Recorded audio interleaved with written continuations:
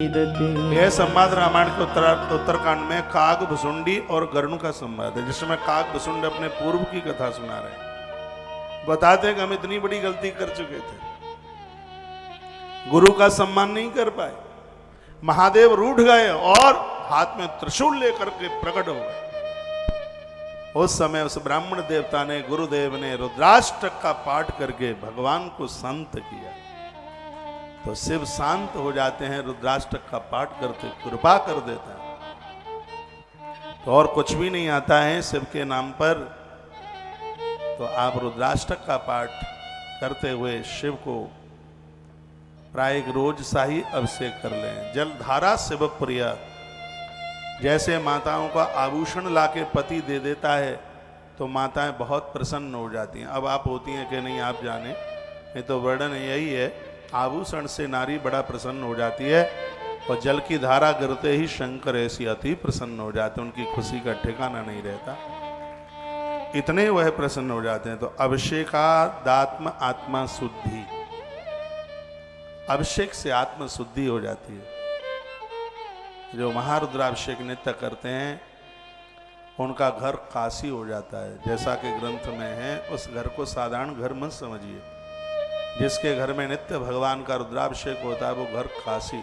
काशी की महिमा आप जानते हैं?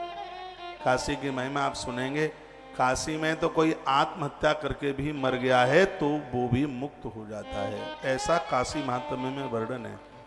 काशी अभिमुक्त क्षेत्र है, प्रलय में भी काशी खत्म नहीं होती, महादेव उसके अपने त्रिशूल पर संभाल करके रखते हैं। इसका मतलब है कि जिस घर में रोज अभिषेक होता है और उस घर काशी हो जाता है, और ऐसे घर में यदि किसी की मृत्यु हो जाए तो उसको वही फल मिलता है जो काशी में मरने से फल की प्राप्ति होती है। तो क्यों नहीं अपने घर को काशी बनाते? अपने घर को काशी बनाइए, अभिमुक्त क्षेत्र बनाइए। क्या पैसा लगेगा उसमें? नर्मदेश्वर आपको मिल ही रहे हैं। इससे इसका मतलब ये नहीं है कि आप अब शंकर का अभिषेक करते हैं तो राम जी के यहाँ आपके नंबर कम हो जाएंगे, कन्हैया जी के यहाँ नंबर कम हो जाएंगे।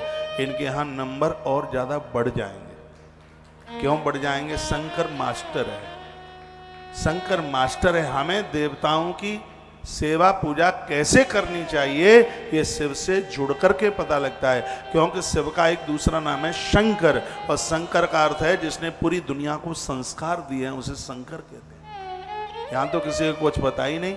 महादेव ही धरती पर ऋषि बन करके आए और उन्होंने पूरा सदाचार धरती पर विस्तार किया।